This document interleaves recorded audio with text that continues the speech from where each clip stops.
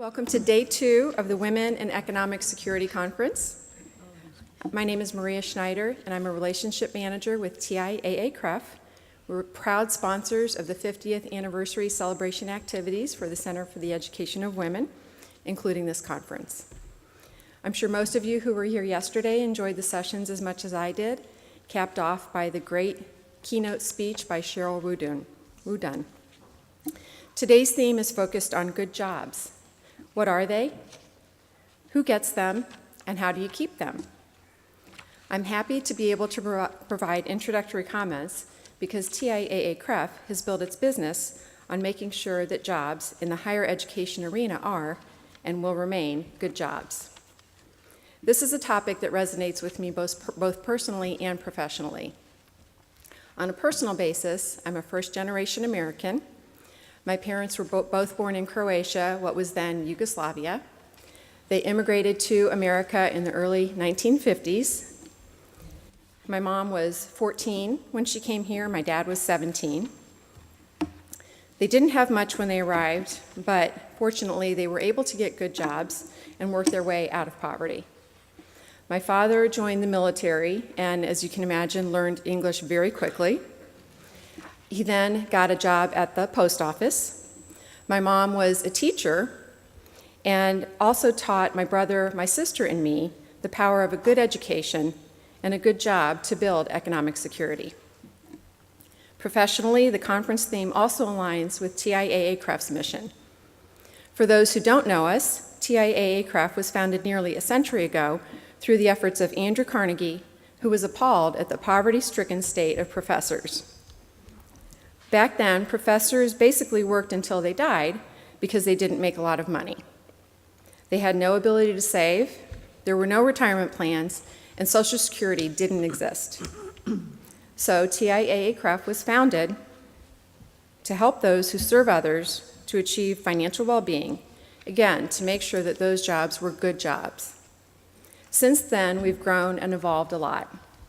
Today, we provide diversified financial services for more than 15,000 institutions and 4 million individuals in the education, research, medical, and cultural arenas.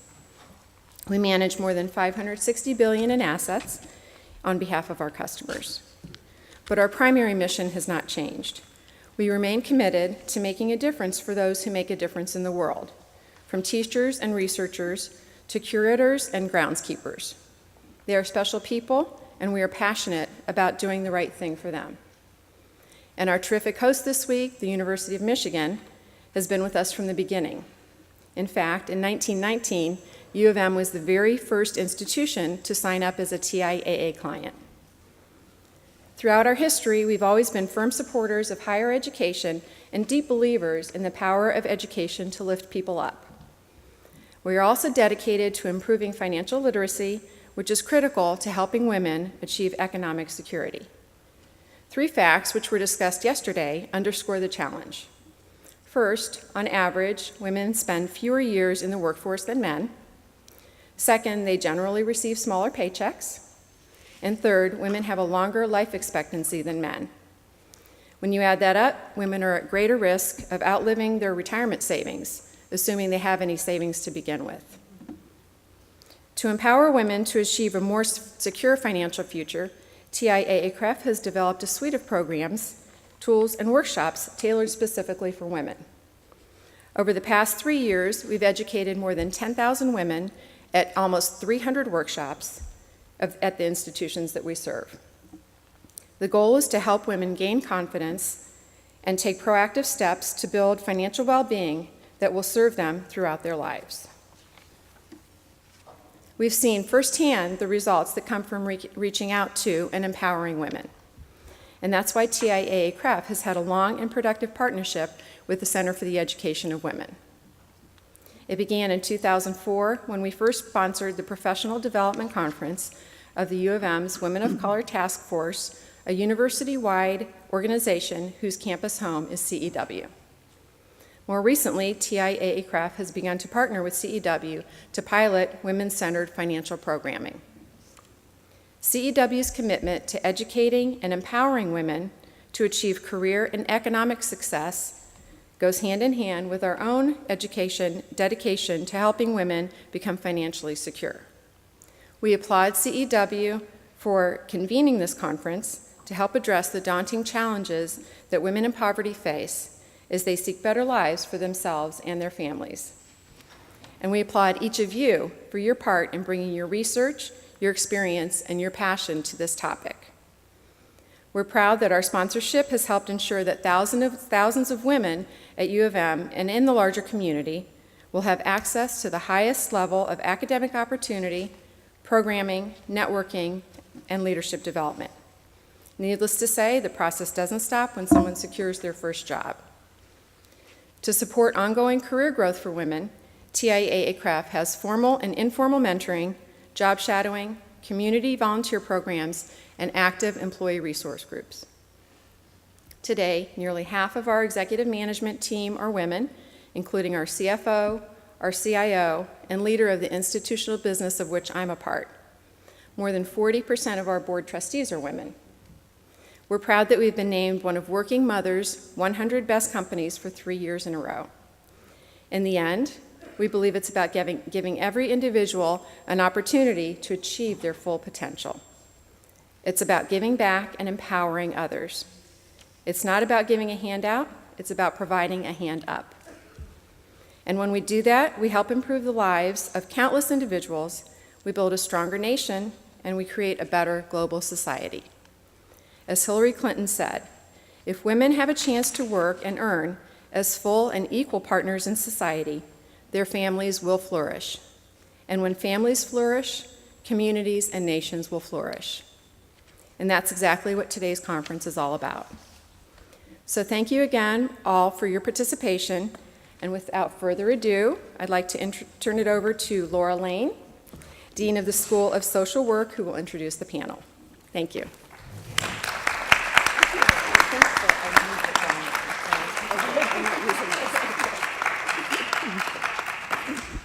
Thank you very much for starting us off today. I'm particularly delighted to welcome you all to our panel on good jobs for women with low income. My own work has concentrated on the experiences of low-income women, their budgeting strategies, and their relationships with both human service organizations and their employers. So I've been particularly looking forward to the discussion we're going to have this morning. And it was with particular pleasure that I accepted this opportunity since I've known and profited from the work of all three members of this panel in the course of my own work and efforts. I'm going to be asking each of them to speak for about 15 minutes, and then we'll have a few minutes for the panelists to talk with each other and ask each other questions, and then we'll have a period for questions and brief comments from the audience. So I'd like to encourage you to move to the front of the auditorium, if you'd be willing, because I think that will make our discussion easier. And there are microphones here towards the front. So anyone who's in the back who feels moved to do so, if you came up a little closer into this front section, we could have more of a later discussion. Thanks very much.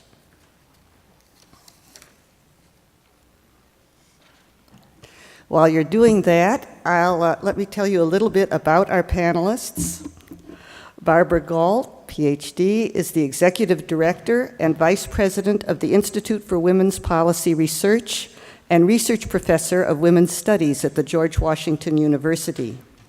Since joining the Institute in 1997, she has focused on a wide range of issues of importance to women and their families, including poverty, access to education, health, work-life balance, political engagement, and the need for expanded preschool and child care options for working parents. She has testified in Congress on low-income women's educational access and has spoken on women's issues in venues throughout the country, including at White House-sponsored events. She received her PhD in social psychology from the University of Pennsylvania and her BA from the University of Michigan. And I, like many of us, have drawn repeatedly on the research and outreach of the Institute for Women's Policy Research. Ann Latke is the executive director and a founding member of Women Employed, an organization working to ensure that women are treated fairly in the workplace, are able to attain the skills they need, and are respected for the work they do.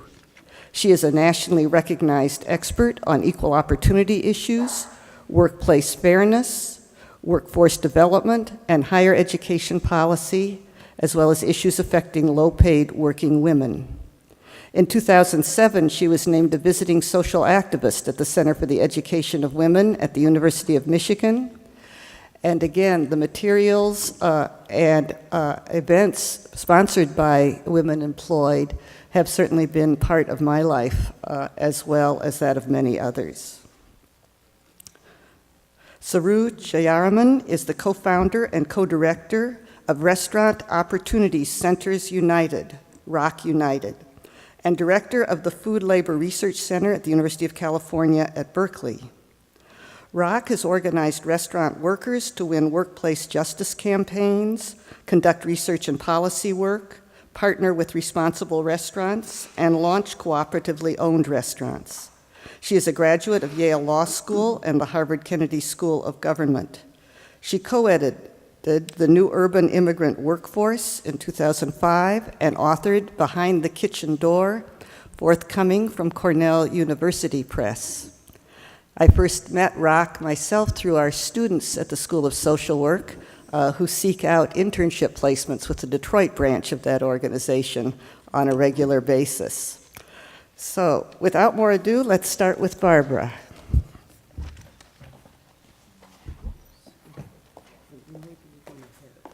Oh, yeah.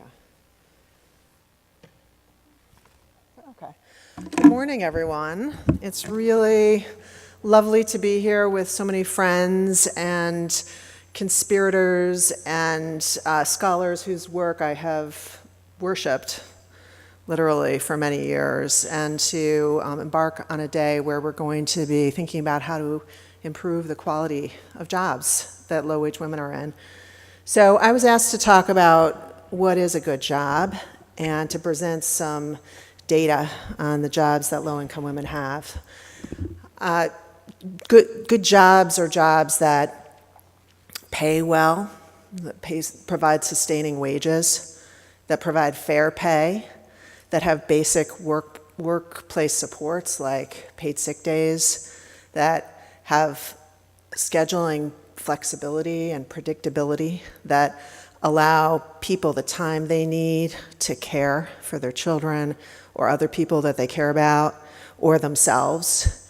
They are safe, people are free from harassment, and they respect and appreciate the contributions that workers make. There are ladders and opportunities for growth. And to put it simply, they're the jobs that low-income women do not have. I was asked to present a lot of data, so I do have tons of data, and the next 6 slides or so show in a lot of different ways how women, and women of color especially, are overrepresented in the worst paying jobs. So this slide shows the share of workers who are working at minimum wage, and the red line is women, and the black line is men, and it's showing a trend over time. And what you can see is that consistently over time, women have been more likely to work at the minimum wage. This shows you that in looking at the most recent data from the U.S. Bureau of Labor Statistics, that 62% of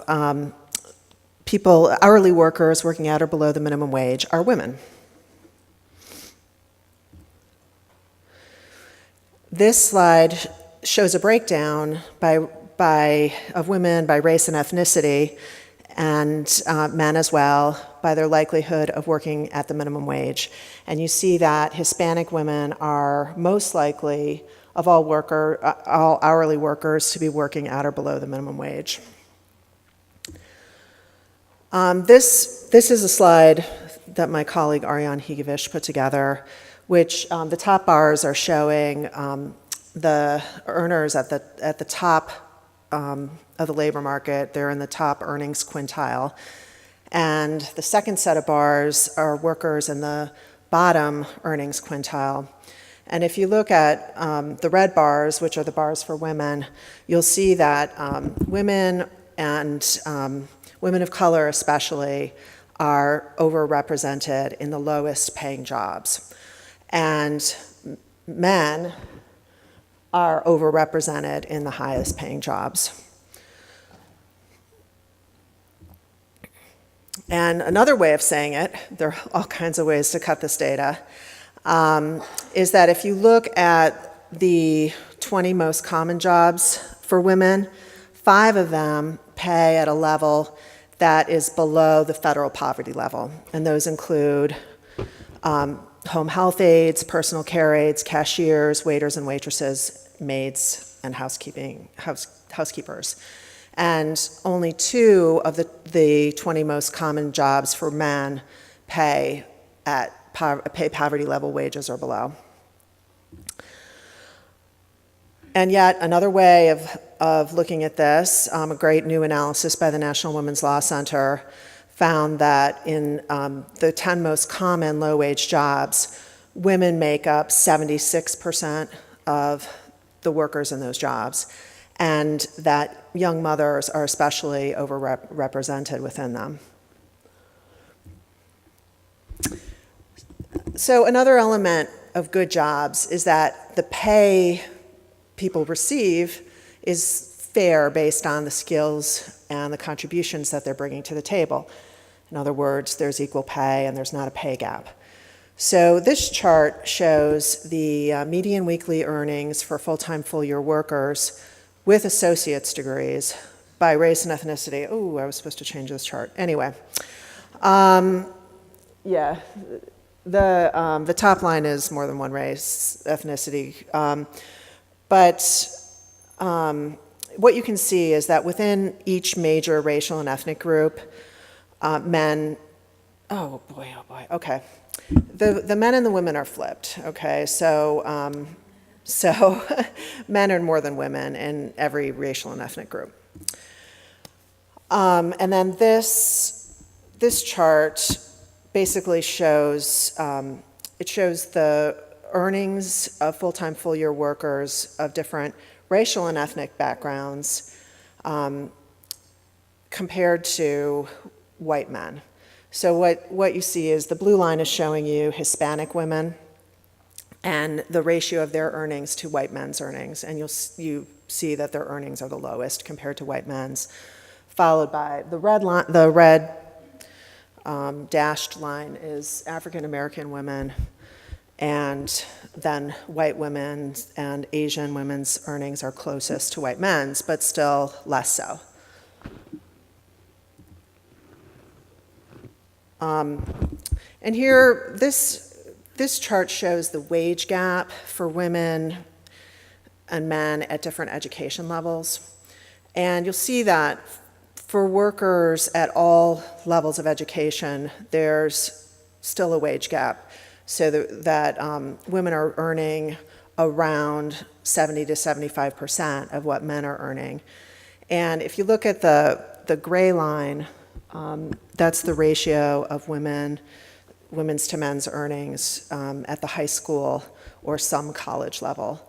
So while the ratio is higher and the wage gap is smaller, it's still quite significant.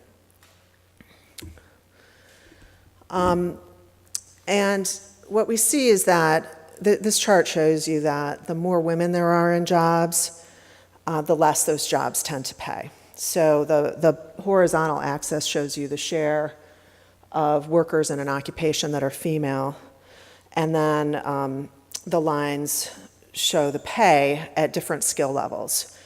So this is true in low-skilled occupations, medium, and high-skilled occupations. Some recent analysis that we did showed that if we had equal pay, it would cut the poverty rate in half for single mothers. So it's very important in terms of improving low-wage women's jobs that we get equal pay and that we promote pay transparency. One of the best kinds of jobs that women can get, or especially women of color can get, are public sector jobs because they tend to be much more transparent in terms of their pay scales, in terms of their ladders. Across the labor market generally, a survey we did showed that more than 50% of workers say they would get in trouble if they shared information about their wages with other workers. So we need to end that. And in Minnesota, they just signed into law the Women's Economic Security Act, which, in part of that, it's a great piece of legislation that's multifaceted, but part of it is that pay secrecy is banned.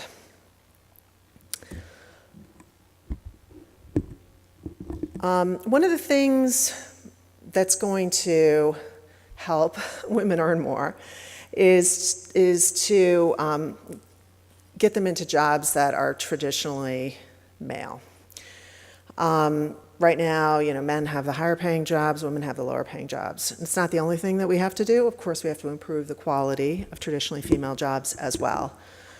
But this chart shows progress that we've made in terms of integrating jobs at different education levels. And what we see is that jobs that require higher levels of education have been more integrated on the basis of sex than the red bar jobs that require less than 4 years of college. And the chart is it's mapping the index of dissimilarity, which is a measure of how integrated or sex segregated an occupation is.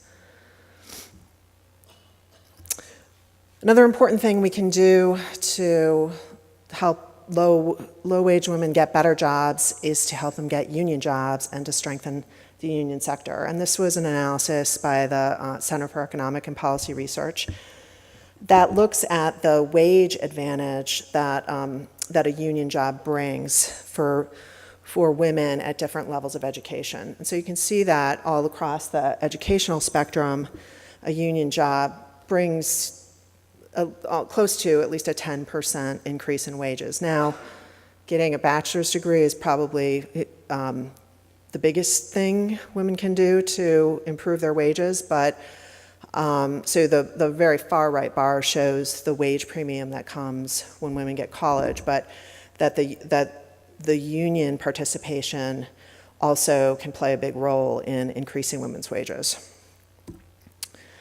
One of the things that often kind of bugs me about the equal pay debates that you see in the press are that conservatives will say that women have low-wage jobs because they're more flexible. They want them.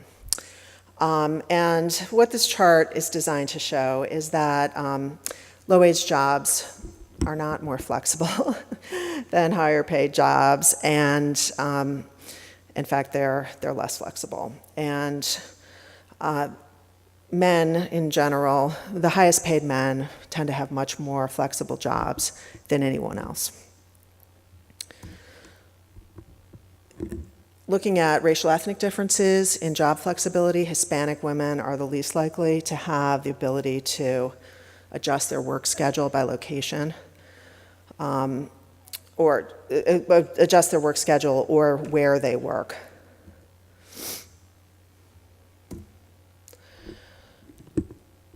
Low-wage jobs are also less likely to have basic paid sick days coverage. So this shows the likelihood of having the ability to take a single paid day off by earnings level. And what you can see is that the lowest earners are the least likely to get a paid sick day.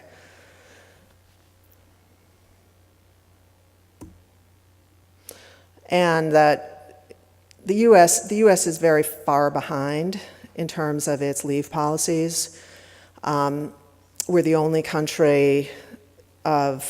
high-income country that doesn't have paid maternity leave, and we are in kind of interesting company when it comes to the countries that still don't have maternity leave. We're with a list of developing countries that is quite small. We are making a lot of progress in getting paid sick leave and paid maternity leave. A number of cities, New York City, cities in New Jersey, the state of Connecticut have passed paid sick days laws, and those campaigns are going strong, and it appears that we're going to keep winning more and more paid sick days fights. And Rhode Island just passed a paid parental leave law last year, and there are a lot of paid family leave campaigns going on around the country. So that's an exciting opportunity to improve the quality of jobs that will have a disproportionate benefit for low-wage workers. So one of the biggest things that we can do to help low-income women get better jobs is to help them access education, and especially education and training for high-paying jobs. And I mean, this chart shows kind of over time how much women with different levels of education have earned and in weekly wages, showing that those with four-year degrees earn most. And I think another thing that's interesting about this is that the jobs that require four-year degrees are the ones that have seen the most wage growth over time, whereas the wages in others have been stagnant. Okay. We often hear that, we shouldn't worry about women's education because women get more degrees and they perform better in post-secondary education. But the retort to that, for me, is that women at every level of education earn less than men with comparable levels of education. And in fact, for some kinds of degrees, women need a higher degree to earn the same amount as men at the lower degree level. This is a crazy spiderweb chart, but the main thing I wanted to just point out was the top line, which shows the percent of Hispanic women over time who have a high school degree or less. And while that has been shrinking, it's still quite high. There's still a high proportion of Hispanic women who have no more education than high school. In terms of federal job training programs, a recent analysis we did with the National Coalition for Women and Girls in Education shows that federally funded job training is still preparing women primarily for predominantly female jobs, which pay less than predominantly male jobs. That's what this chart shows. We did an analysis of the majors of community college students by sex, and found that this chart's a little bit hard to read, but it shows you the top 5 majors for every racial and ethnic group for men and women. And the notable item is that for men in every racial and ethnic category, STEM fields are within their top 5 majors, but for none of the groups of women are STEM fields within their top 5 majors in community college. And an analysis by Georgetown showing what are the top paying jobs that you can get with an associate's degree or with a high school degree, list STEM related fields, and the list of the lowest paying jobs with high school or associate's degrees just read off like that list of the 20 most common female occupations. Home health aides, etc. Time. We need more supports for women in college, women pursuing degrees. This chart shows the availability of childcare on campuses, and the gray line shows the proportion of community colleges that have childcare on campus. So we need to do a lot more to support women who are trying to build their skills and attain better jobs. And we need to continue to invest in care jobs and career ladders for jobs in childcare, in home health care work, and jobs like, and improve the quality of jobs like restaurant jobs, in addition to just making sure that women aren't disproportionately concentrated in the lousiest jobs.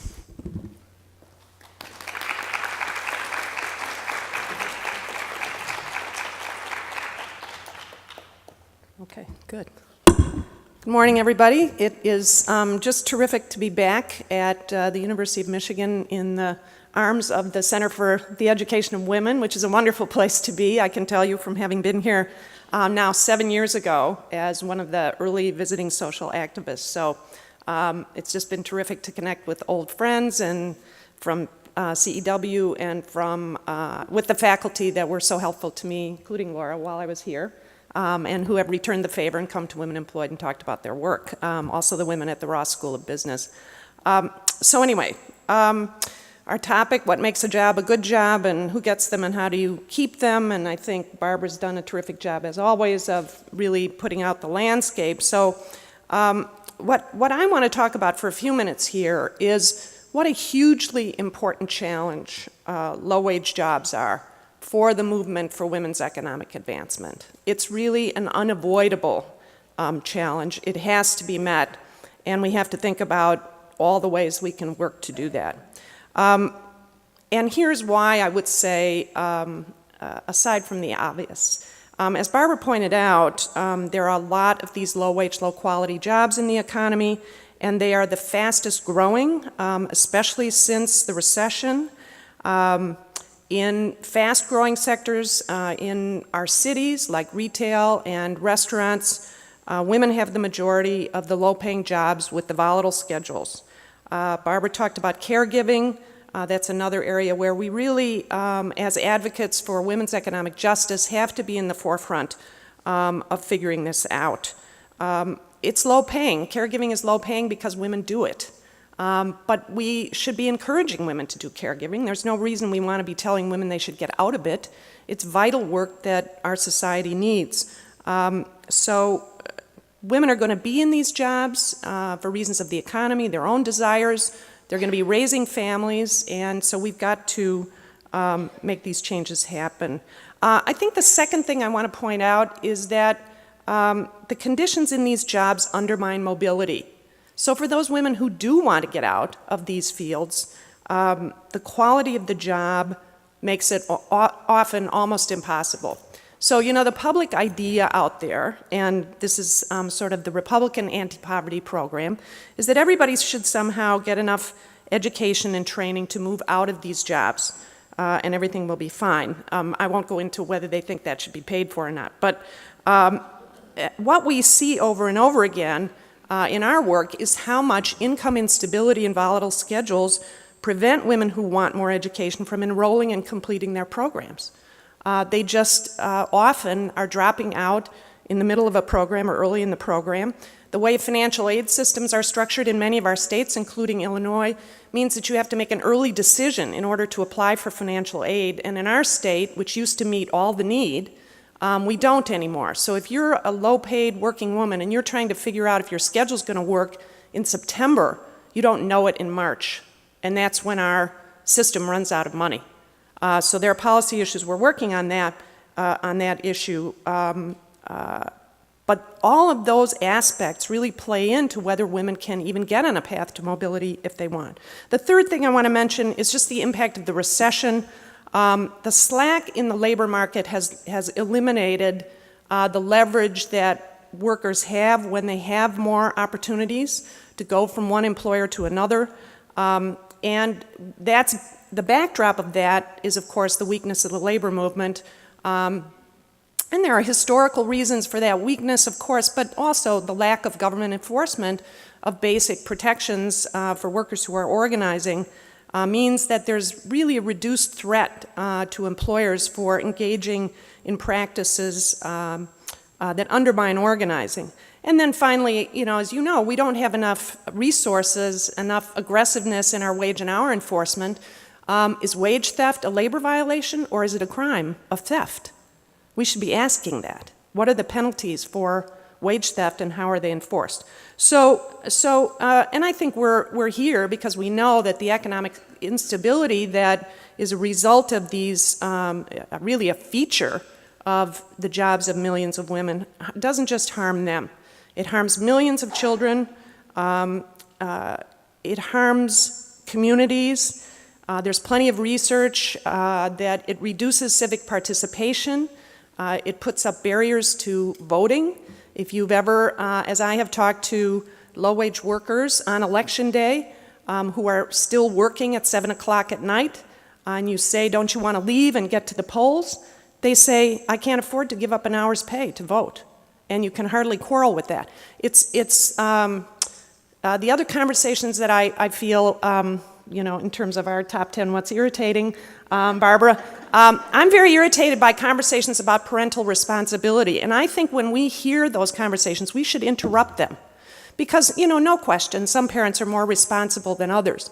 But when I hear in the debates about school reform in Chicago that parents are not responsible because they're not coming to report card day, what's really the responsible choice there? Is it going to report card day, or is it putting food on the table? And we should be asking those people who are criticizing low-wage parents because they're quote-unquote not responsible.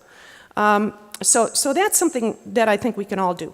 Barbara's gone through the characteristics of good jobs. I'm not going to repeat that. I do want to say that I think it's worth remembering that in terms of just ability to participate in community, to do right by children on any level, I think there's a lot of, there's certainly an argument to be made that there is no such thing below $12 on an hourly basis. Just because that's about 2/3 of the median, and once you're below that, you're really outside the bounds of what it means even to have any decent shot at a work life. So I think once we're debating below that, and obviously we want to be much higher, but that's the problem with the debate about a 10-10 minimum wage. It's still too far off of basic decency. We've made progress on health care just by virtue of the Affordable Care Act, but again, workers in these low-wage jobs don't have access to that. In addition to the earned sick time issue and the ability to even earn some vacation time, as Barbara talked about, we really need non-retaliation for taking it. There are too many employers who give workers demerits when they do take the sick time that they have, if they have any, and that's something we have to deal with. The other is misclassification with respect to benefits. Too many low-wage workers classified as contractors to avoid benefit responsibility, and so the classification issue, proper classification is a characteristic of a good job. I'd also add to the mix the issue of staffing levels. Staffing levels in good jobs should reduce the incidence of this huge fluctuation due to seasonality. When companies are scheduling so tightly and squeezing down hourly labor, they have too few workers, and it is really impossible then to even talk about flexibility within a predictable schedule. So if you look at a company that's been studied a lot, it's a convenience store and a gas station chain in the East called Quick Trip. They actually have slack in their staffing of 30% now. They used to have 15%. They now have 30% slack so that their employees are not running around trying to cover for when someone's out or whatever. They have almost like a substitute teacher system where someone's sent out from a regional work office to fill in and so on. But they view that having 30% slack, more labor than they might need on any given day, is part of their profitability strategy. So it's not true what you hear, that labor has to be squeezed down to nothing. And this is happening to professional women too, right? 24/7 on the email, too few people to do too much work. There's a lot of squeezing down of labor, and it's particularly damaging in low-wage jobs. Advancement opportunities, Barbara mentioned predictable scheduling. We really can't talk about flexibility for low-wage workers until we at least acknowledge the need for predictability. For flexibility, for many low-wage workers, it's too much flexibility. They don't even know what days of the week they're going to work, or if they go, whether they'll get sent home. So a good low-wage job, I mean, that's sort of an oxymoron, but a good job in a lower wage environment is going to have some kind of minimum hours guarantee.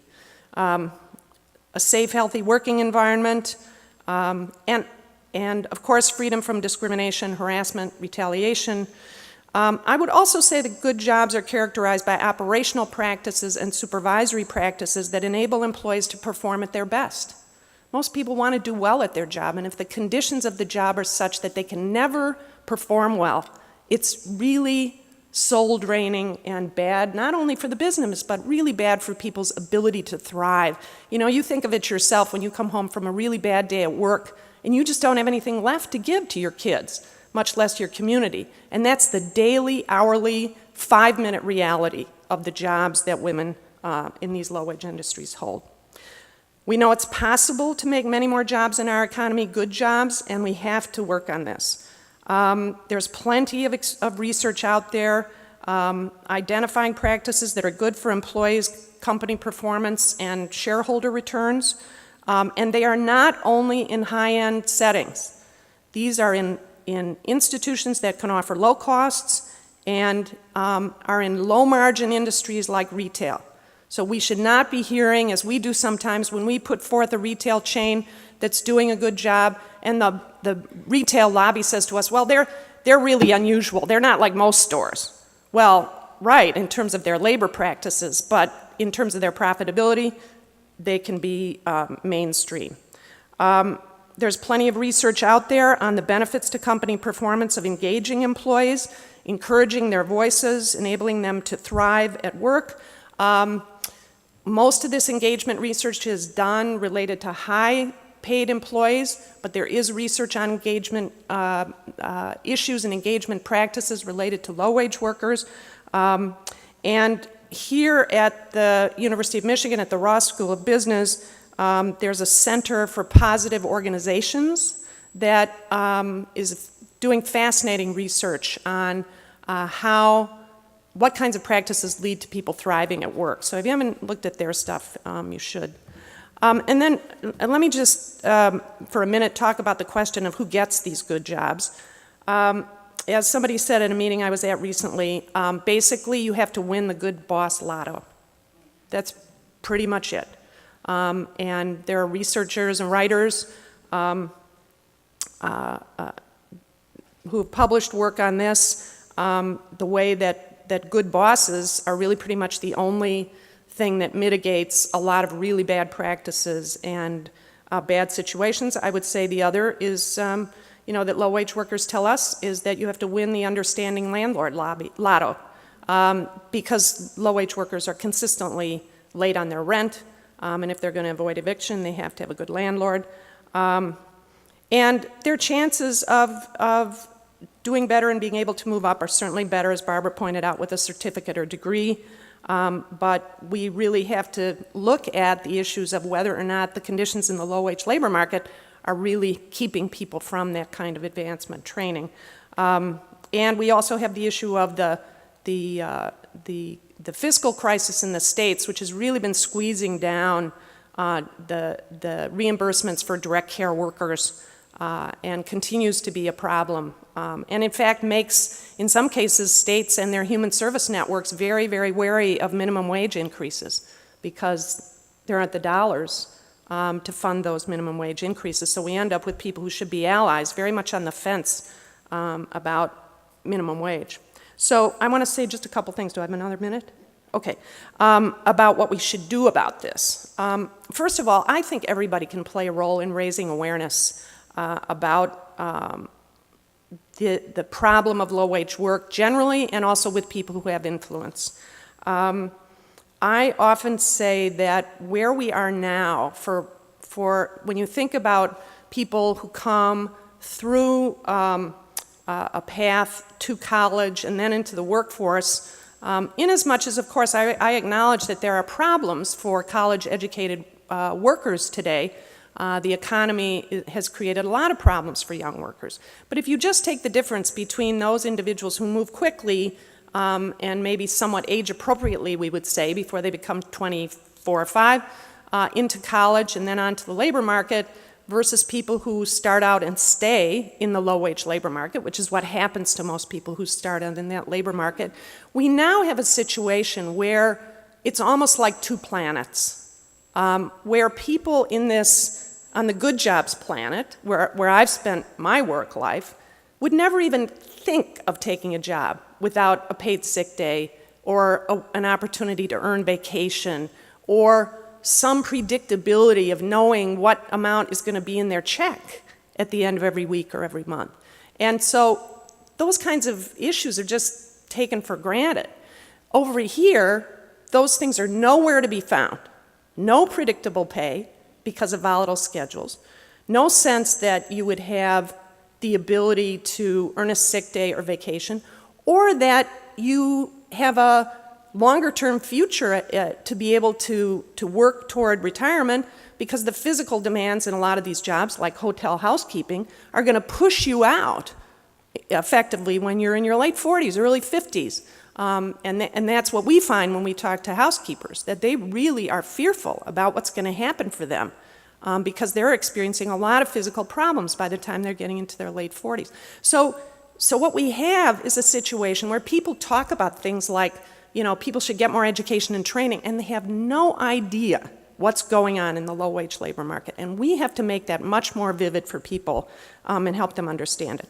The second thing is we have to make a connection to the impact on families and communities. This is not just a problem for the low-wage workers, but it's definitely a problem for kids. Kids in low-wage households have many, many more challenges completing school and so on. We've got to stimulate dialogue with employers. We have to force them as much as we can to engage on this. And I think we should be talking to people in the business schools. There's way too little conversation about this in America's business schools. And we have to try and create a market for the business case, because it exists, but no one's buying it. That's the problem. And then organizing for raise the floor policies. That's what Saru is going to talk about, because we've got to get together on that.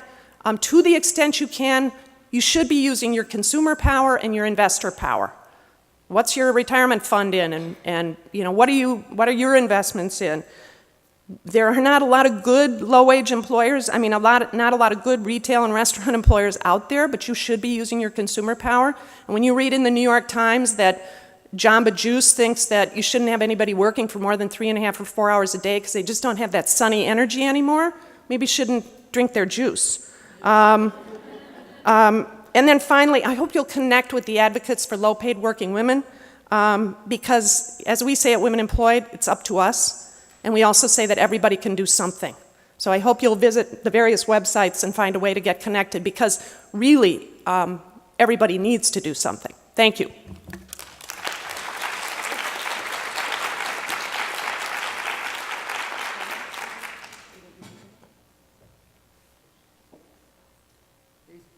we have some help with video preparation?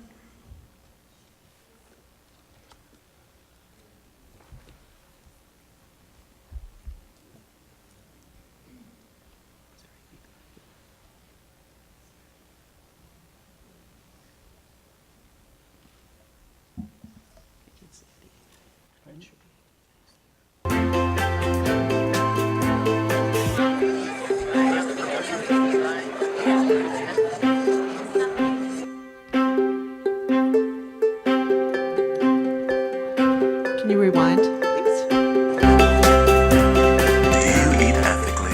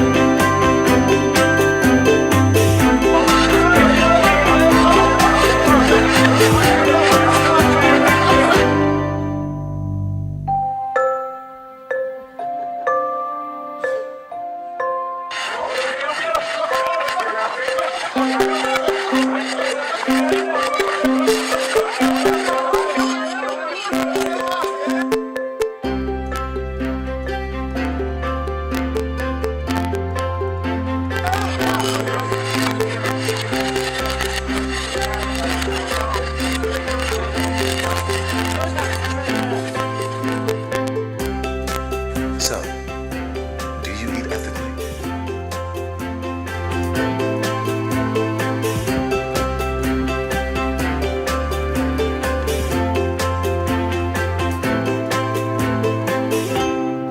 Hi. Thanks. Good morning. Thanks so much to the CEW and everybody, to Barbara and Ann. It's great to share the stage with them. We've worked together in Chicago and in DC for many years, so it's really a pleasure to be here. So this was a trailer for my book. It was created by a restaurant worker member of ours in our restaurant. That's our worker-owned restaurant, Colors, in New York City. And you know, Sekou, who made the video, read my book, which is, it's actually out. The bio is a little outdated. That's our fault, not your fault. It came out last year. It's called Behind the Kitchen Door. I think it's going to be available outside. And the trailer has gotten 250,000 hits, almost 300,000 hits on YouTube. The worker ended up getting 2 film festival awards and ended up going on to become a full-time videographer out of creating the video.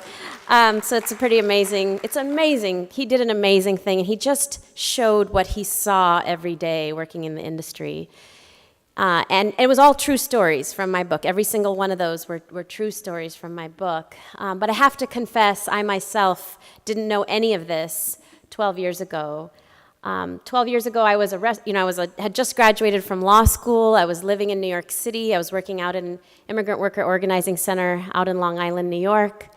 And every evening, even though I was organizing restaurant workers sometimes and day laborers and other kinds of workers, every evening I would come back into the city, into New York, into Manhattan, into Brooklyn where I lived, and I would eat out. I would eat out sometimes every meal.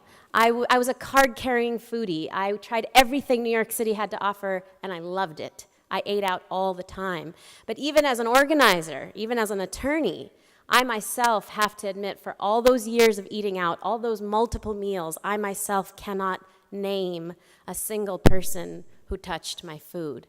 And I would argue that that's true for most of us, most Americans. We as Americans, we eat out statistically more than anybody else on earth. And it isn't just the frequency with which we eat out, it's the fact that we tend to celebrate the most amazing moments of our lives in restaurants. You know, most wonderful meetings with friends and family and acquaintances and business meetings, weddings, anniversaries. I was proposed to in a restaurant. I bet everybody here can remember one, at least one, probably many amazing, beautiful moments that happened in a restaurant. And you probably can remember what you ate, maybe what you wore, what it looked like, maybe what the food was, but you probably cannot remember or recall the person who touched your food, let alone the person behind the kitchen door preparing it. And I would argue that that is very, very purposeful. Though that was me 12 years ago before 9/11, and then 9/11 happened, and it changed my life as it changed so many millions of people's lives across the globe, but it also changed my dining experience, because on 9/11, there was a restaurant at the top of the World Trade Center, Tower 1, called Windows on the World, and on that morning, 73 workers died, and about 250 workers lost their jobs.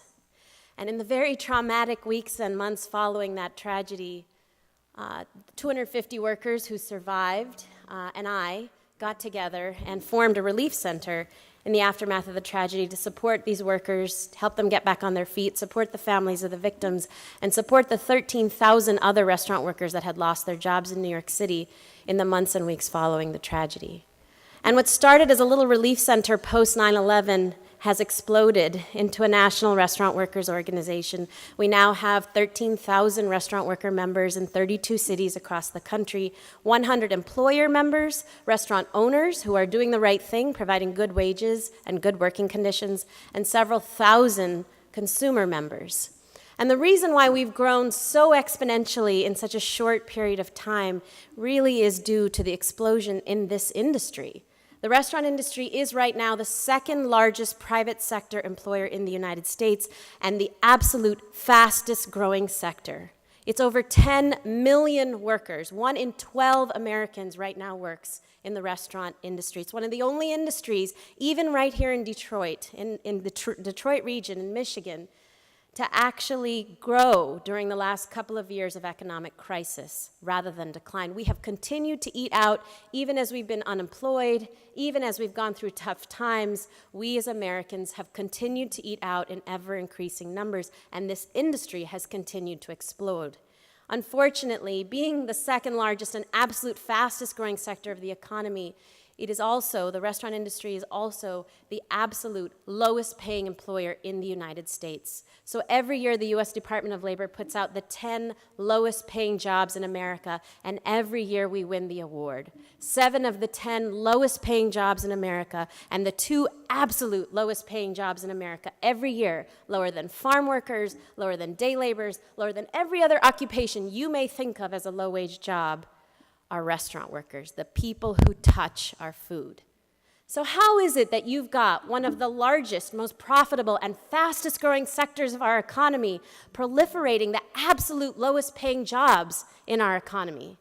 It is entirely due to the political power of the National Restaurant Association, which we call the other NRA, and which has been named the 10th most powerful lobbying group in Congress, is by far the most powerful employer lobby group in Congress and in every state in the United States, including here in Michigan, right? And back in 1996, the other NRA was led by a man named Herman Cain. Do you remember Herman Cain? We like to say at Rock that Herman Cain harassed millions of women in more ways than one, and I'll tell you how.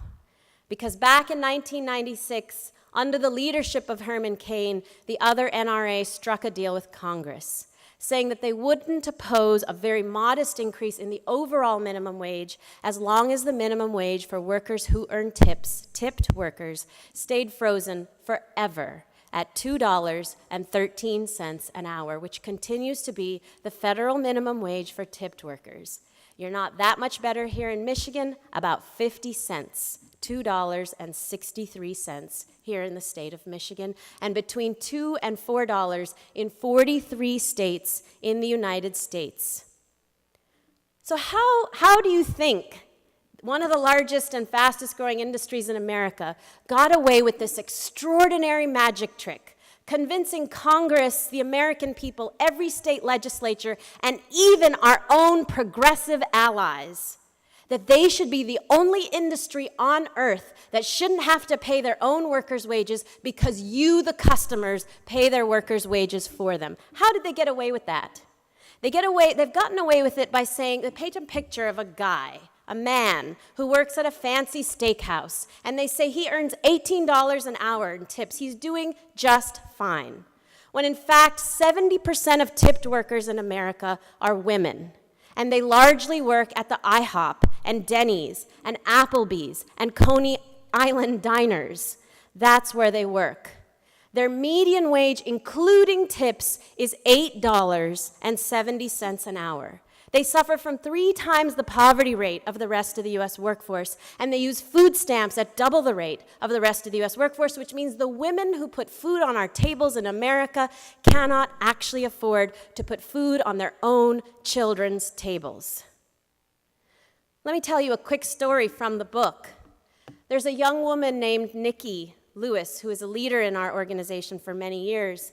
She was a very intelligent young African-American woman in the Washington, D.C. area, ended up going to the University of Maryland, College Park, graduated with honors, decided that she wanted to go into a career in food service, which may sound surprising to people who are not in our industry, who think of these as throwaway jobs or bad jobs or unskilled or unprofessional jobs. There are millions of people in our industry who consider this a profession that they're very proud of and want to stay in. And that was Nikki, a college-educated woman who decided to go into a career in food service, found a job at a fancy fine dining restaurant in Washington, D.C., in our nation's capital, where the wage for tipped workers is $2.77 an hour.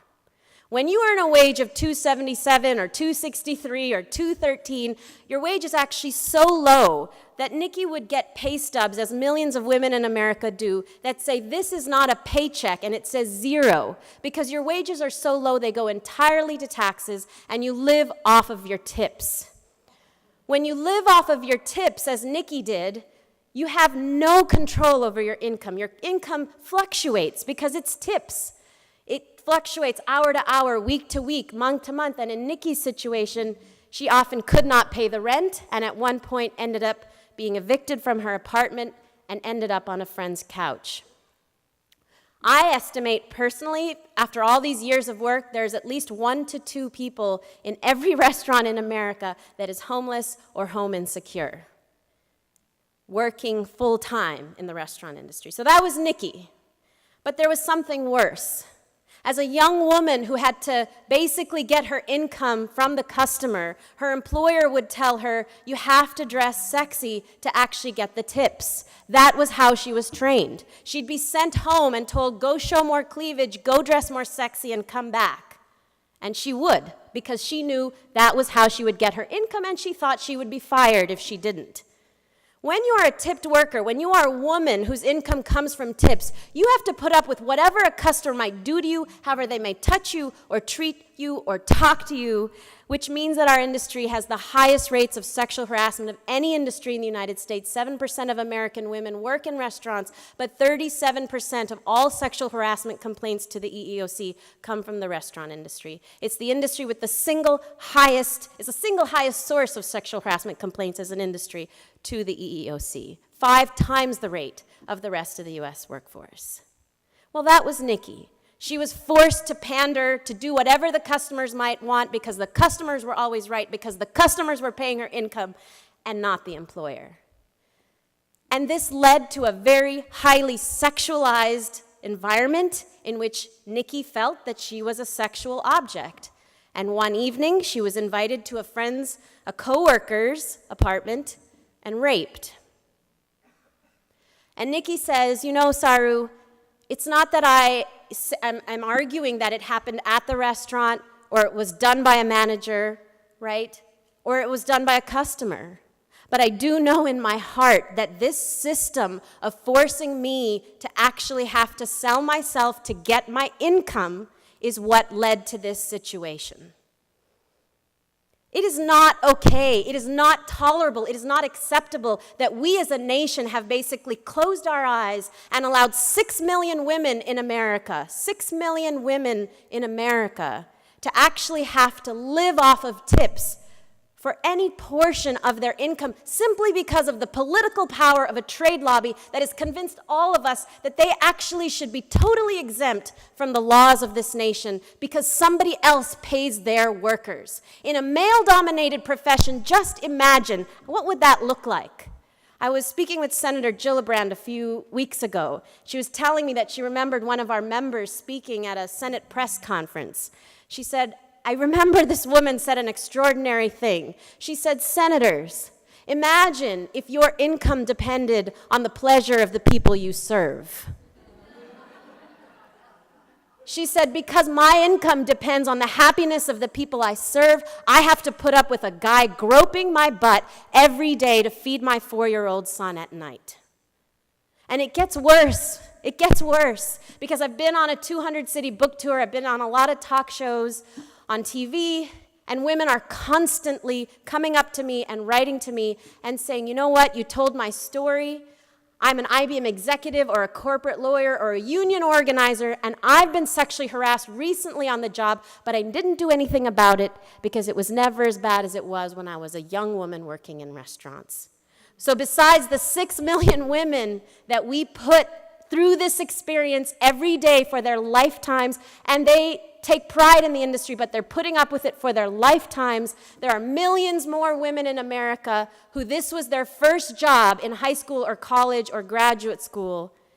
And this is how we are introducing them to the world of work. Barbara actually called me about this a couple of years ago, and we started looking into it. But then after the book came out, the stories of people, women across the country who had experienced this industry in high school or college or graduate school, for whom it had been normalized that this was tolerable in the workplace, and then had gone on to other jobs, to me indicates that this is actually a nationwide phenomenon. So for the last decade, we've been fighting on this issue. And until last year, we were fighting to raise the tip minimum wage. We were so proud of ourselves when we got Congresswoman Donna Edwards in Maryland to introduce the Wages Act, which was the first bill in U.S. history that proposed raising the tip minimum wage to 70% of the overall minimum wage. We thought we were great. And then we thought we were great when we got Senator Harkin and George Miller in the House to take that proposal and put it into the federal bill that just got, voted down in the Senate, but is still moving through the House, right? We thought we were great. We thought we were great because 70% for tipped workers at a $10 wage would represent a tripling of wages for workers earning $2.13 an hour, but we were really stupid.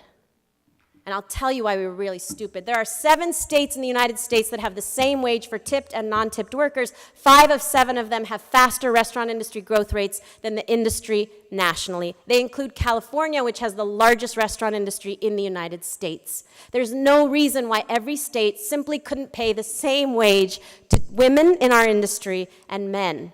And part of what changed my mind was hearing these stories of sexual harassment because women were forced to rely on tips, and part of it was going with Nancy Pelosi on her Women's Economic Agenda town hall meetings and standing there with her when she would say, we need to eliminate gender pay inequity, 77 cents on the dollar, and in the same breath we'd be talking about legislation that would legislate minimum wage women at 70% of men. Absurd, ridiculous. What we really needed was to eliminate this antiquated, archaic, and misogynist system altogether so that no worker, no woman in America has to rely on tips for any portion of her income. And so we've decided to start a state-by-state campaign to actually get every state to eliminate their lower minimum wage. And guess which is the first state after those 7 to actually begin to move in this direction? Right here in Michigan. Right here in Michigan, we are moving a ballot measure that would raise the overall wage to $10.10 and eliminate the lower wage for tipped workers, making Michigan the first state to follow the 7 in decades in the United States to say enough is enough. This is not just a workers' issue, this is a women's issue, this is a gender issue, this is a human rights issue, that no woman should have to put up with this kind of treatment for her lifetime or even while she's in college. No woman should have to put up with this. So we need your help because there are people, as people were describing, even on our own side, even women on our own side of the aisle who oppose this, who think it's too much, who are afraid of the National Restaurant Association. And I know something about fear. The National Restaurant Association has set up a fully staffed organization with a guy who follows me around the country to attack us. And it's a fully staffed organization that's taken out congressional investigations and full-page ads to attack me and the organization. They've put my children on their website. They've attacked us. I know something about fear, but if I as a mother can say enough is enough, I'm not going to let that fear stand in the way of 6 million women getting a wage, just a basic wage, then everybody can stand with me, and I know you can as well. I think we have people here who are collecting petitions for this ballot measure, but we'd also just love to talk to you more about how we need the women's community of Michigan to tell people on our side of the aisle, this must happen now. Thank you.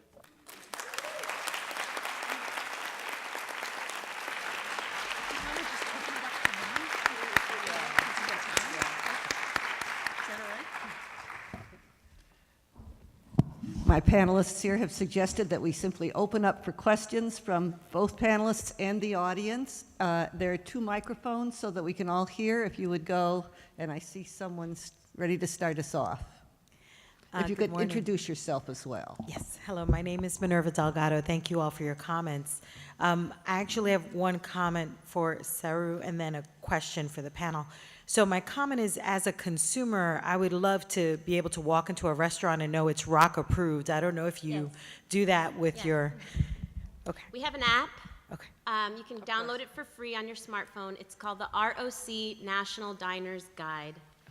It tells you how the 150 most popular restaurants in America do on these issues, fare on these issues. It also gives awards to great restaurants that are doing the right thing, providing good wages and good working conditions here in Ann Arbor. Of course, Pal Saginaw and the Zingerman's Roadhouse are among them. But there's many others in Detroit and other places. But I do just want to say one quick thing, which is that we didn't create the app to tell you where to eat and where not to eat, because if you only ate at our award-winning restaurants, you would go hungry. Because most restaurants in America follow what we call the low road model. So we created the app instead to give you a tool to speak up every time you eat out. So at the end of your meal, you could go up to the manager or owner, wherever you are, and say, you know what? I want you to know as a consumer, I love this place, I love coming here, I want to keep coming, but as a consumer, it's incredibly important to me that people are paid a livable wage, that women are not harassed, that women are able to advance to livable wage positions, that people of color can move from the back of the house to the front of the house. Those things are important to me as a consumer. If you feel uncomfortable to say it, you can also, there are tweets in the app, you can just tweet it to the manager. Thank you. And my question is, looking at the wage gap for women, we have civil rights laws that say you cannot discriminate based on gender. Why can't we go after our employers and sue them, for paying women less? Is this a strategy that just is not viable? We can, but part of the issue is that they're often not technically the same jobs. So I think we need to do a lot more in the area of comparable worth, which a lot of state and local governments have done. They do self-audits to look at the skills required for different jobs and whether they're being equitable. But yes, people can and should sue. I can just quickly add that this is a reason for you to pay attention to judicial nominations, because the courts are more hostile to employment claims than they used to be. So you should be on the National Women's Law Center email service for the federal appointments. And I think the other thing we have to recognize is that I talk a lot to a supporter of ours who's done some of the most groundbreaking litigation on behalf of women in the securities industry. And basically she says we have not yet, despite multi-million-dollar settlements, caused them to pay enough to change the way they operate. So, that's why litigation is one strategy, but it has never been a panacea. Thank you. Why don't we alternate microphones here? Good morning, and thank you so much for your presentations. I wanted to let people know in Michigan that there is legislation out there, or they're trying to do a trick thing to raise the minimum wage to $8.15, and so it looks like, yeah, we're having a raise, but it also precludes it doing anything else, and it eliminates the minimum wage law that we have on the books right now. So beware, beware, beware. That the 1010 is what we want and not the 815 that's being put forward by the other party. That other party has, that law also gives at most a 30-cent increase for tipped workers. So here's what I'm asking is, it's not just about 1010, because I agree with, I think, Ann, who said, even 1010 is absurd for somebody to live on. It does, as women, we have to say it does have to be about eliminating any difference for women as for tipped workers. So it wouldn't even be okay if the legislature did 1010 if the tipped workers were left out as they are. And to the question on gender pay inequity, if you think about, I totally agree that we've actually taken cases to court. I'm an attorney for women in the restaurant industry for gender pay inequity. They're incredibly difficult. The level of evidence you need, the amount of women who experience this is so much greater than the amount of women who sue, and then the amount of women who sue, the tiny percentage that win, it's a minuscule fraction. But putting all of that aside, our industry actually is able to get away with legal gender pay inequity because they're able to pay women about a third of what they pay men. In Michigan, if it goes to 9 and the women are left at 3, you can see it's not 77 cents on the dollar, it's 30 cents on the dollar. Thank you. Thank you for your passion and your research and just being here and your advocacy. My name is Chanel de Guzman. I'm a staff member here at the university. I'm also an educator at heart. So before you started talking about the data for education, I was really concerned about at what point in the educational system, before people get to the low-wage jobs, what can we do? What additional partnerships, what additional collaborations can we do to get girls into, fields that can produce higher incomes, or so that they don't go into the lower wages? What can we do about the whole, teenage pregnancy, where they do end up in low-wage jobs, and then they remain in those income brackets? So I want to know what can be done preventatively. What collaborations and what partnerships do you all have with the other associations and entities to really attack it on the front end? So one thing, there's a network of education programs for girls that encourage them to go into STEM fields at the high school and even younger, high school level and younger, and it's called the National Girls Collaborative Project. They have a website, and it has lists of programs all over the country. So that's one thing. And then there are some interesting models where women in community colleges or in four-year degree programs kind of go back to the high school level and talk to girls there about their options. One of the programs like this is in Minnesota that I could point you to. It's funded through the Federal Pregnancy Assistance Fund, and it's specifically trying to reach out to girls who are pregnant or parenting. Okay.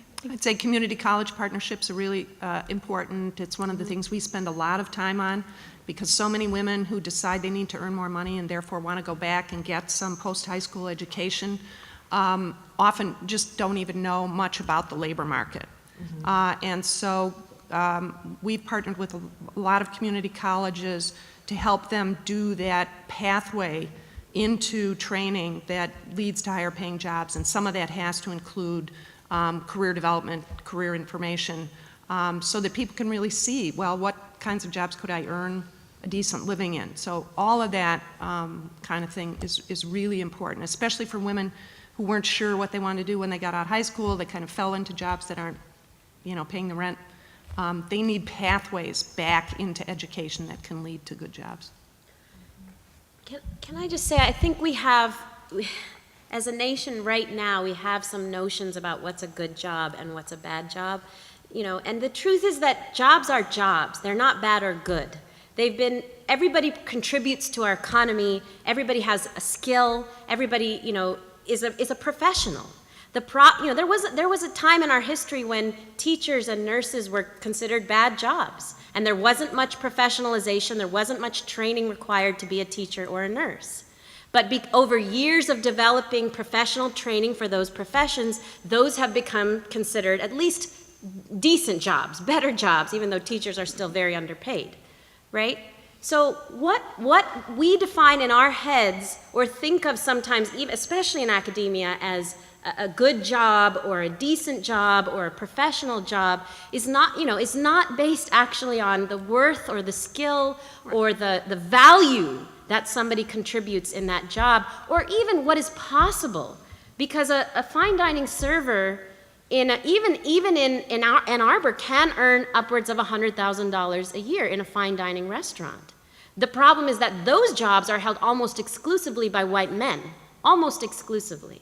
And so we have actually worked to create very extensive formalized training programs to help women and women of color, people of color, immigrants move up the ladder in the industry to the best jobs, the fine dining server and bartending positions, which actually require a lot of skill. And in other continents, there are actual formalized, in France, there are 4- and 6-year universities to become fine dining professionals, right? So we need to a little bit shift our frame or thinking about what's a bad job and what's a good job. And yes, it has to be allowing people whatever options they want, but it also has to be about, at the same time, lifting anything that we consider to be a bad job out of being a bad job. Yeah. Great, thank you. Exactly. Can't have that. It's wonderful. All three of you are wonderful. I have a question for for Barbara, but I wanted to state that I'm from Seattle. People know that from yesterday. In Washington State, I think it's 1989, we wiped out the tip credit overnight, double the wages of restaurant workers, and you know the revolution didn't happen. Anybody remember what happened in 1989 in Washington State? I mean, it was fine, and we're on the road to doing $15 an hour. It's gradual. It's not the best, it's not the best, but I think once the large employers have to start paying $15 an hour very quickly, so it's like $1 an hour increase. So we'll be there in 2 or 3 years. And there was no debate. Both mayoral candidates supported it. So it's just how do we get there? So it's possible. So watch Seattle. But my question to Barbara is something has been bothering me. Since about 2000, we have not really closed the wage gap. It's been kind of stuck around 75 to 77%. It's kind of, and largely we made gains in the wage gap because men's wages fell, not because we've been, people have been paying women more. Part of it is what's happening in places like the restaurant industry. So, and we've been working hard on getting women into STEM. We've desegregated, medicine, law, some of the professions. We've been making some progress on occupational segregation, but we're not seeing it in the wage gap. Is that because we're going the other way, like in the restaurant industry? What do you think is happening? We're not getting the bang for the buck for decreasing occupational segregation with the wage gap staying the same. So what do you think is happening there? Is there still promise in occupational desegregation, or is other things going on? I think it's a complicated set of issues that contribute to that stagnation. But one is that we haven't made as much progress in occupational desegregation as we'd like to have. Like if you look at IT is actually getting worse. It's been about 25% women, and it's been declining. Even in medicine, only 25% of physicians, even though the graduates are, about half and half, only 25% of physicians are women, and they tend to be in the lower paying specializations. I think, even just household labor and the fact that we still expect women to do the majority of care work even when they are also working full-time plays a big part in it, because men tend to work a little bit more. They work more hours. They tend to be in the jobs that require, hours, a lot of face time, 50 hours of face time a week. Well, we need to restructure those jobs so that we don't require that, so that you could have, say, a high-paying managerial job and not have to put in those crazy hours. So, I think, and there's continuing discrimination as well. Others probably have. I'm probably missing a few things about why it's stagnant. Yeah, Ursula, we have 3 more people in line. Oh, Let's make sure they get to ask their questions. Sorry, I did want to say, I also flew in from Seattle this morning, and I wasn't there because I live there. I was there because we've been very engaged. And unfortunately, we're not happy with the proposal that's come forward, because you're right, Washington State has been an amazing place where there hasn't been a tip credit and has one of the highest restaurant industry growth rates in the nation, and has, as a state, the highest rate in general and for tipped workers, no difference. And this new bill that the mayor's putting forward does have a lower wage for tipped workers that phases out after 5 to 8 years. But what it means is that for the first time ever, of the 7 states that have never had a tip or a difference between tipped and non-tipped workers, Seattle will become the first city in those 7 states to go in the opposite direction, when the rest of the nation, even Michigan, is moving in a progressive direction. So for Seattle to go backwards when everybody else is going forwards and having a lower wage for tipped workers would be devastating. And we need women to say in Seattle, That's not acceptable. It needs to be the same wage for everybody, even if it goes up over time, but the same wage for everybody. Okay. I'm going to have to ask for no one else to get in line because we're going to have to close out after we've completed here. And I hope our panelists will stay for a little while. Do you want to allow everybody to ask the question, then we can answer it in a group? Okay. Don't we need to ask, give more attention to the plight of single mothers with minor children? None of you have spoken about the single mothers. We are increasingly, particularly with mothers of color, removing their children because of their low-wage job requirements. They are being removed and placed in the child welfare system. And there's a lot of documentation of this. And this is not an issue that's being addressed, because since we eliminated the welfare benefits for almost all women with children, we face this situation. So particularly single mothers with minor children, 80% of the children in the child welfare system are now children of single mothers. And that population is very disproportionately people of color. So don't we need to attend to that problem? Because we expect them to work, but we're not addressing their situation. Thank you. I'm going to take the suggestion of our panelists and hear the remaining questions and then ask our panelists for final comments.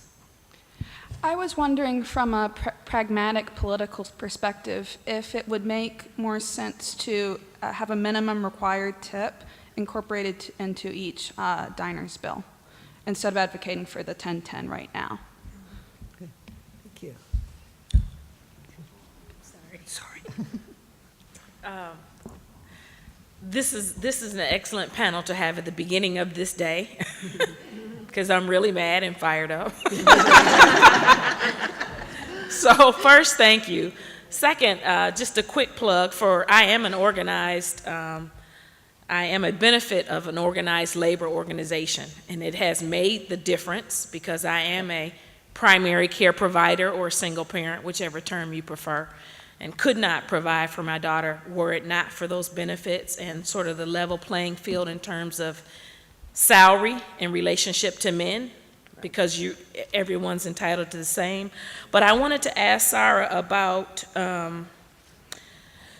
the attempt to improve benefits for restaurant workers, and what kind of sort of pushback do you get from the workers? Because I can imagine that they would fall into the same sort of situation when we try and organize a particular employer. People are fearful that they're going to lose their jobs, or that our efforts to improve their work situation will impact their job. You know, if the employer threatens that, you know, we'll have to lay people off or whatever. So my question is, how do you convince the worker that our efforts are meant to better their lives? Because I have a teenager that has her first job in a restaurant, and she cannot believe the way that they're treated, the way that they're overworked, understaffed, and she makes this comment regularly. When people come in and they're rude to me, right, or they treat me as though I'm less than human, do they not think that I might be mad enough to do something to their food? No one ever thinks about that. I'm just saying, we never think about that. So that's my question. And our last question. Yeah, I just ditto everything everyone else has said. We're all fighting mad. We want to spit on the food. Right? But as long as we're talking about really great ideas for things to push, some very pragmatic, there's a set of things on the continuum that are kind of really pipe dreamy, but of course they occur in places like Western Europe. None of you have talked about things like reducing the full hourly, reducing the 40-hour work week, or reducing the way employers can exploit overtime and making it less possible to use that in this wedge for pushing that demand. So I wonder, is there any mileage on those kinds of things that would really enhance things, the work-family balance, and enhance some of the goals that we've been talking about today. Thank you. So we have 4 very important questions here. I'm going to ask each of our panelists to make their final comments with those in mind.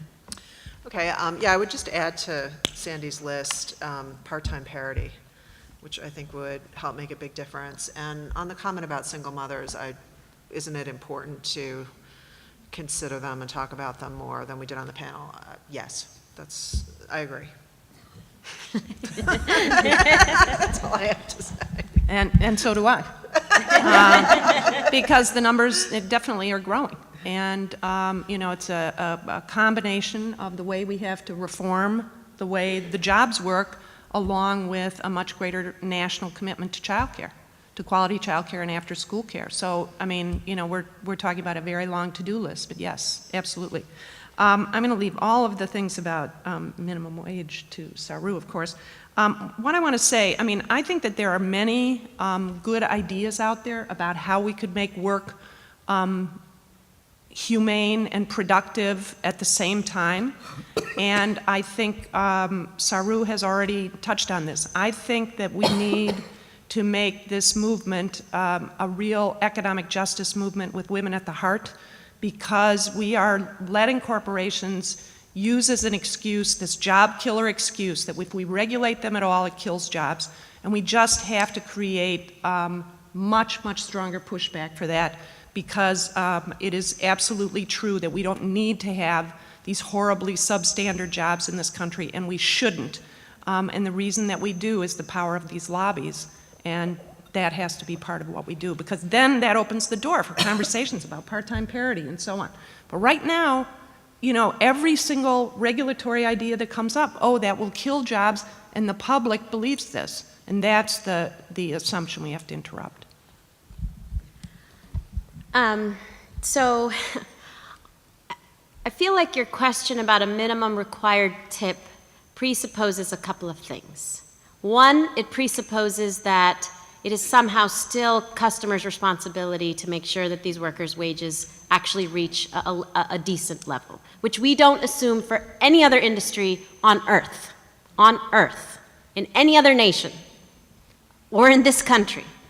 So first, that's what it assumes. Second, it assumes that if we were to require these employers to actually raise the wage themselves, pay their own workers' wages, that somehow that would impact the customers, that they would have to pay more, the food prices would go up, and so why not just have a required tip? Because a required tip might equal just raising the prices for consumers, right?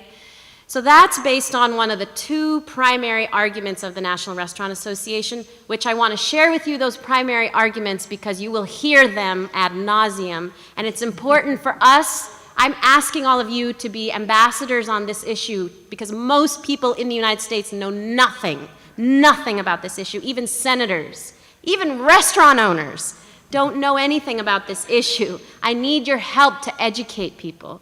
So let me tell you what the primary arguments that they tell me on Fox, and that I don't mean to toot my own horn, but I win them every time because they're ridiculous.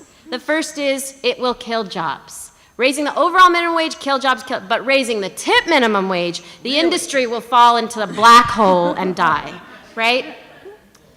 I told you there are 7 states that have the same wage for tipped and non-tipped workers. 5 of those 7 states have faster industry growth rates in the industry nationally. We didn't mention I'm an academic. I teach at UC Berkeley. I run a research center there. And we did a regression analysis on tipped wages by state versus restaurant sales per capita. And of course, we found a correlation. The higher the tip minimum wage, the higher the sales per capita. Because when you pay your workers well, they actually tend to spend more in their own industry. And so the industry does better, right? So there is no evidence that this industry will do worse if these wages go up. There's any number of arguments going on, the 600 economists on one side and the 400 economists on the other side saying that this, will kill jobs, won't kill jobs. Really, ultimately, what most people are coming to right now is that there's no evidence that there will be any significant job loss as a result of minimum wage going up. With tip minimum wage going up, the evidence is very visible if you look at California, Washington, Oregon, Nevada, Alaska, Minnesota, Montana. all of which have the same wage for tipped and non-tipped workers. The second argument relates to what you brought up. The second argument is we raise this wage for tipped workers, the cost of eating out will just skyrocket, right? So I got together with a professor at UC Davis, we used USDA methodology, and we applied the bill going through Congress to every single worker along the food system, from farm workers to meat and poultry processing workers to restaurant workers. We assumed that the employers would pass on 100% of the wage increase to every one of their purchasers at every point of the chain, and at the end that it would be passed on 100% to customers. The title of the report is A Dime a Day, because it would cost the average U.S. household 10 cents more for all food bought outside the home if every worker along the food system got an increase and if every employer passed on 100% of that. Then we took $15 for every worker, tipped and non-tipped, 40 cents a day. 40 cents a day. So everything we're hearing about, we should just have the people put the tip income in, and just pay it to the worker, in part is part of this argument that, we just have to assume that our food prices are going to go up. And what I'm telling you is that they won't, and they don't have to. They economically, historically, when the minimum wage has gone up, we have not seen prices dramatically increase, nor are prices higher in Bakersfield or Fresno, California, than they are right here in Detroit. The third thing they say, if these tipped workers get the same wage as non-tipped workers, we will have bad customer service. Because these workers rely on tips, we need the women to pander for their income, right? Essentially, that's what they're saying. I live in Oakland, California. I can tell you that San Francisco has better service than most cities I've been to in the United States. It just isn't true. Come to any of those 7 states. It just isn't true. And, again, there are professional service schools in Europe about professional service training where there's no lower wage for tipped workers and tips are a minuscule thing because they're considered professionals. It's an insult to give a very large tip because these are professionals, right? So I just think in general, all of these arguments, and then to your question about don't the workers, buy some of this, absolutely they do. In Seattle, what I was telling you, there's this, proposal for a tip credit. The Restaurant Association convinced a group of workers that if the wage were to go to 15 for tipped workers, nobody would tip anymore. And workers were organized to stage a march demanding a lower wage for tipped workers in Seattle. Of course they do. Of course they, in Denver, people know this, workers were forced to, during a paid sick days ballot measure, tell customers, don't vote for this, I will lose my job. Lies, just outright lies, and it's up to us to be able to educate everybody we know to say these are lies and we can win, and we should not ever allow the Restaurant Association to get away with what they're doing simply because it's not politically practical or feasible. We have won things before, we can win this now, and we won't win it if we immediately compromise with ourselves from the very beginning.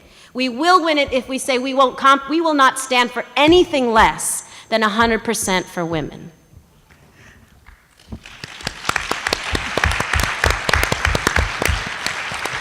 And on that note, thank you to all of our panelists. I hope you will hang around. I have allowed us to cut into your break, but I thought this was probably more important.